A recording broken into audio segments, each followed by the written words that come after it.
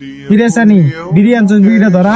আরে ভাই বিড়িটা তো ধরামো ম্যাচই তো নেই। ও তাহলে এই ব্যাপার না। আরে সানি ওটা ইমাম সাহেব না? ও ভাই ওটা তো ইমাম সাহেব, কিন্তু এরা তো ম্যাচ খেললি। এক বাদ দে। এই ইমাম সাহেব এদিকে আন তো। ভাই ডাকলেন যেন, কিছু বলবেন? জি হুজুর, বলার জন্যই ডাকছি। মিয়া বিড়ি খান খান পলায় খান কে, এক লগে খাই।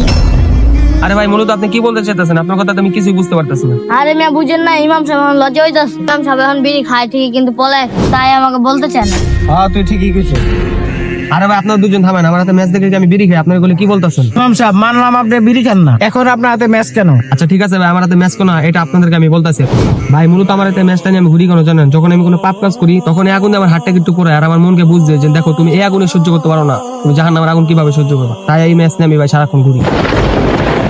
ইমাম সাহেব ভুল আমাদেরই, আপনি আমাদের ক্ষমা করে দেন, আমরা না জেনে আপনাকে খারাপ কথা বলেছি। ইমাম সাহেব আপনি আমাদেরকে মাফ করে দেন। ঠিক আছে ভাই, ব্যাপার না, ভুল মানুষেরা থাকো।